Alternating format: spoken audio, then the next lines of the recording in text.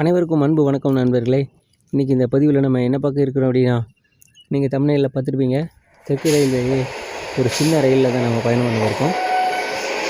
சின்ன ரயிலோடைய மீனிங் என்ன அப்படின்னா, இந்த வண்டி மொத்தமே 5 பெட்டிகள் கொண்டது தான். இதோட கோச் காம்போசிஷன் பார்த்திங்க அப்படின்னா, கார்டு பெட்டி வந்து சென்டரில் இருக்கும். அங்கிட்டு கார்டு பெட்டிக்கு பின்னாடி 2 அன்ரிசர்வ்டு, முன்னாடி 2 அன்ரிசர்வ்டு பெட்டிகள், மொத்தமே 5 பெட்டிகள் கொண்ட இந்த சின்ன ரயில் தான். ட்ரெயின் நம்பர் பார்த்திங்க அப்படின்னா 56721/2, தூத்துக்குடி திருநெல்வேலி பேசஞ்சர் பயணிகள் ரயில். இந்த வண்டியை கடந்த வருடம் பார்த்திங்கன்னா தெற்கு ரயில்வே வந்து இந்த வண்டியை முழுமையாக ரத்து பண்ணுறதா அறிவித்தாங்க. அதுக்கப்புறம் அந்த பகுதி மக்கள் போராட்டங்களில் ஈடுபட்டு இந்த வண்டியை திரும்பியும் வர வச்சாங்க. இந்த வண்டி இப்போ தொடர்ந்து தன்னுடைய சேவையில் இருக்குது. திருப்பி இது சர்வீஸுக்கு வரும்போது பார்த்திங்கன்னா இந்த கோச் காம்போசிஷன் கொடுத்தாங்க. 5 பெட்டிகள் தான். அதை தொடர்ந்து பார்த்திங்க அப்படின்னா இது ஞாயிற்றுக்கிழமை தவிர மற்ற நாட்களில் ஓடும் அப்படின்னு அந்த டைம் டேபிள் படி இது ரன் ஆகிட்டு இருக்குது. 61 கிலோமீட்டரை கடந்து போகிறதுக்கு இதுக்கு 1 மணி நேரம் 45 நிமிடங்கள் கொடுத்துருக்காங்க. இதில் இருக்க மிகப்பெரிய வருத்தமே இது தான். ஆனால் இந்த ரயில் வந்து தூத்துக்குடியிலேருந்து திருநெல்வேலி போகிறதுக்கு மக்களுக்காக பயன்படுதா அப்படின்னா அப்படி கிடையாது. தூத்துக்குடியிலேருந்து அது சுற்றி இருக்கிற சின்ன சின்ன ஊர்களுக்கு போகிறதுக்கு இந்த வண்டி ரொம்ப பயன்பாடாக இருக்குது. வேலை விஷயமாக வர்றவங்களுக்கு இது ரொம்ப உதவியாக இருக்குது.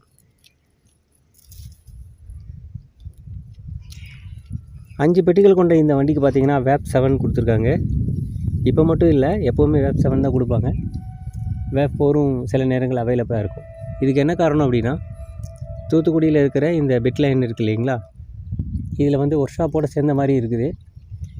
ஏதாவது வேப் 7க்கு வேலை பார்க்கணும் இல்லை மெயின்டெனன்ஸ் பண்ணணும் அப்படின்னா திருநெல்வேலிக்கு வர்ற வேப் 7ஐ இந்த வண்டிக்கு அனுப்பி வச்சுருவாங்க.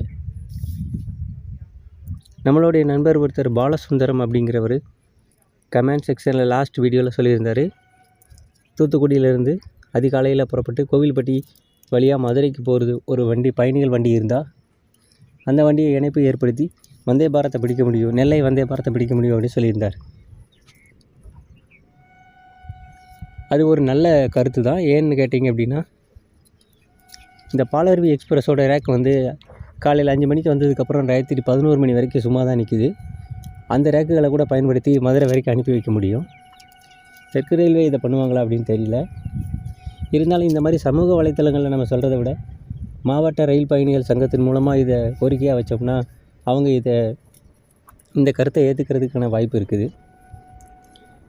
இப்போ இந்த வண்டி பார்த்திங்க அப்படின்னா நல்ல ஒரு வேகத்தில் போகுது. ஏற்கனவே தெரியும், இந்த செக்ஷன் வந்து 110 கிலோமீட்டர் வேகத்தில் போகும். இந்த 61 கிலோமீட்டருக்கு இடையில் பார்த்திங்கன்னா தூத்துக்குடி, மேலூர், மேலவிட்டான், தட்டப்பாறை, கைலாசபுரம் இங்கே பயணம் செஞ்சு வாஞ்சிமணியாச்சி வந்து அடையுது. வாஞ்சிமணியாச்சியில் வந்து இதோடைய லோக்கோமோட்டிவ் ரிவர்ஸ் பண்ண வேண்டியது இருக்குது. இந்த நேரத்துக்கு காரணம் இதுதான் மிகப்பெரிய காரணமாக இருக்கும். ஏன்னு கேட்டிங்க அப்படின்னா, வாஞ்சிமணியாச்சியோடைய லூப் லைனும் சரி, பிளாட்ஃபார்மும் சரி ரொம்ப நீளமாக அமைக்கப்பட்டிருக்கும். இதுக்கு காரணம் என்ன அப்படின்னா, ஹார்பருக்கு போகிற கூட்ஸ் ரயில்கள் இங்கே நின்று போகிற மாதிரி வடிவமைச்சிட்டாங்க. அதனால தான் நம்மளுடைய இந்த 5 பெட்டியில் முன்பகுதியில் நிறுத்திட்டு ஒரு 2 கிலோமீட்டர் இன்ஜின் மட்டும் போயிட்டு, லோக்கோமோட்டிவ் மட்டும் போயிட்டு லூப் லைன் சேஞ்ச் ஆகி ஃப்ரண்ட்டுக்கு வரணும். இதனால் இங்கே நிறையா தாமதங்கள் ஏற்படுது.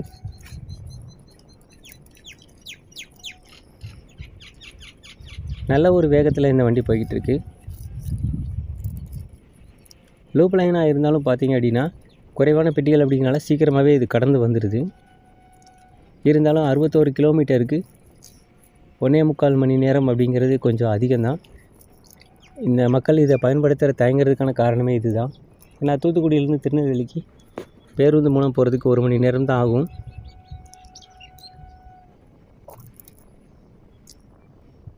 இப்போ பார்த்திங்கன்னா நம்ம மீளவிட்டானுக்குள்ளே வந்துட்டோம்.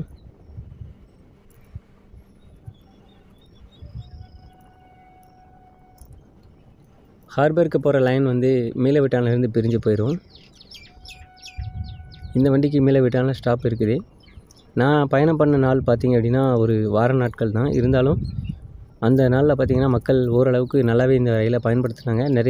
எல்லா ஸ்டேஷன்லேயும் ஒரு 4-5 பேராவது இறங்கன்னு இருந்தாங்க. இந்த ரயில் அவங்களுக்கு நிச்சயமாக பயனுள்ளதாக தான் இருக்குது. தெற்கு ரயில்வே இதை கண்டினியூ பண்ணது மிகுந்த மகிழ்ச்சி தான். அப்புறம் இந்த 5 பெட்டிகளில் நடுவில் ஏன் கார்டு பெட்டி இருக்குது அப்படின்னா, வாஞ்சிமணி ஆட்சியில் லோக்கோமோட்டிவ் ரிவர்ஸ் பண்ணும்போது பார்த்திங்க அப்படின்னா கார்டு பெட்டியும் இன்ஜினும் லோக்கோமோட்டிவ் பக்கத்தில் வந்துடும். ஸோ அதை தவிர்க்கிறதுக்கு தான் இந்த மாதிரி சென்டரில் கார்டு பெட்டி கொடுத்துருக்காங்க.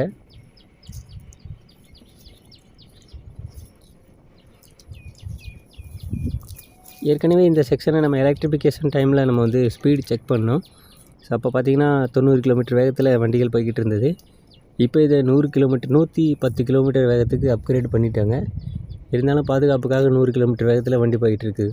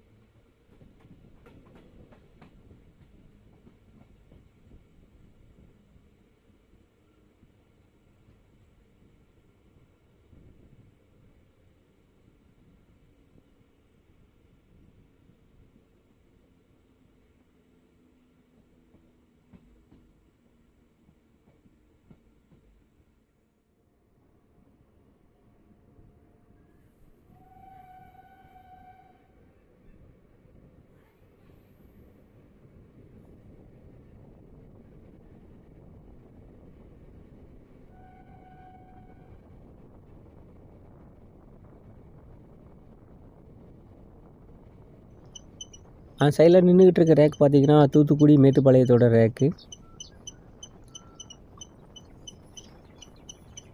அது வீக்லி எக்ஸ்பிரஸ் அப்படிங்கிறதுனால இங்கே மேலவிட்டானில் நிறுத்தி வச்சுருக்காங்க. தூத்துக்குடியை விட மேலவிட்டானில் ஒரு நல்ல இட வசதி இருக்குது. அங்கே பிட்லைன் அமைக்கிறதுக்கு பதிலாக அங்கே பிட்லைன் அமைச்சிருக்கலாம். பட் இந்த முடிவை ஏன் அந்த ஒர்க் ஷாப் அங்கே இருக்கிறதுனால அங்கே கண்டினியூ பண்ணிட்டாங்கன்னு நினைக்கிறேன். ஏன்னா ஒர்க் ஷாப்பை ஷிஃப்ட் பண்ணுறது அப்படிங்கிறது கொஞ்சம் கஷ்டம் இல்லையா, அதனால். இங்கே ஒரு எல்ஹெச்பி பெட்டிகள்லாம் நிற்குது.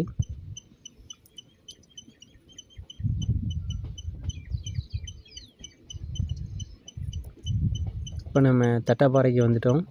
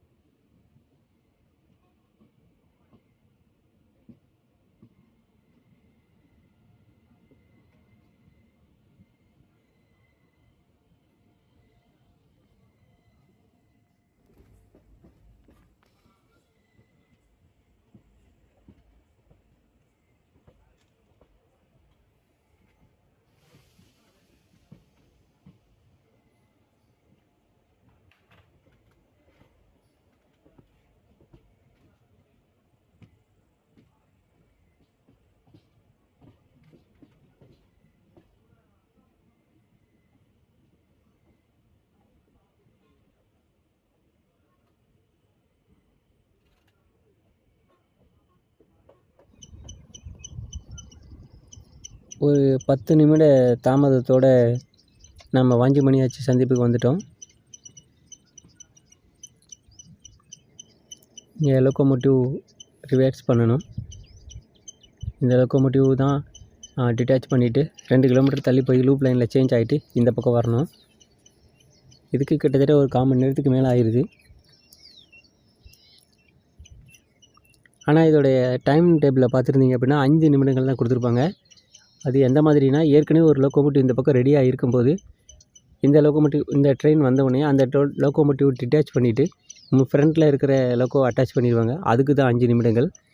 அந்த மாதிரி தான் எங்கேயுமே லோக்கோ ரிவர்ஸ் பண்ணுவாங்க. பட் இங்கே 4 பெட்டிக்காக 2 லோக்கோமோட்டிவ் வெயிட் பண்ண முடியாது இல்லையா, அதனால் இந்த மாதிரியான ப்ராசஸ் இங்கே நடக்குது. இந்த வண்டி பார்த்திங்க அப்படின்னா செங்கோட்டை போகிறதுக்கு ஒரு இணைப்பு ரயிலாக இது இருக்குது. நாகர்கோவில் போகிறதுக்கு இல்லை, ஏன்னா அந்த வண்டி முன்னாடியே போயிடும். இதுக்கு பிறகு பார்த்திங்கன்னா ஈரோடு செங்கோட்டை வண்டியை இங்கே உங்களால் கனெக்ட் பண்ண முடியும். அதோட ஒரு இணைப்பு ரயிலாக இந்த வண்டி இருக்கிறது மகிழ்ச்சி தான். நீங்கள் திருநெல்வேலிக்கே போனாலும் அந்த வண்டி பின்னாடி தான் வரும். பட் இருந்தாலும் இங்கேருந்தும் கனெக்ட் பண்ண முடியும் அப்படிங்கிறதுக்காக சொன்னேன்.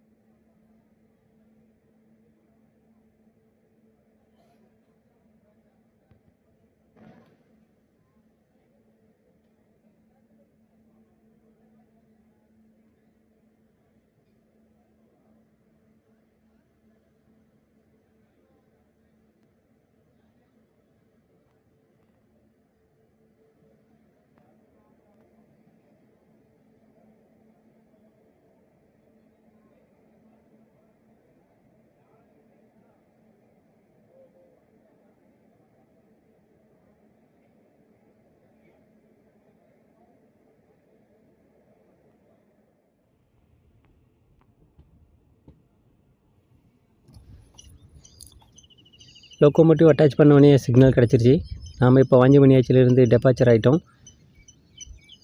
அட்வான்ஸாகவே அங்கே நம்மளால் போக முடியும். பட் நல்ல ஒரு ஸ்பீடான ட்ரெயின் அப்படின்னு சொல்லலாம். ரயில் பயணத்தை விரும்புகிறவங்களுக்கு தான் இந்த வண்டியில் போக முடியும். மற்றபடி பார்த்திங்கன்னா ரொம்ப சீக்கிரமாக போகணும் அப்படிங்கிறவங்களுக்கு இந்த வண்டி உதவாது. ஏன்னு கேட்டிங்க அப்படின்னா, இது சுற்றி வர்றதுனால இந்த டிலே ஆகுது. இந்த வீடியோவை ஃபுல்லாக பார்த்து என்ஜாய் பண்ணியிருப்பீங்கன்னு நினைக்கிறேன். தேங்க்ஸ் ஃபார் வாட்சிங் ஃப்ரெண்ட்ஸ். மேலும் ஒரு பதிவில் சந்திக்கலாம். நன்றி, வணக்கம்.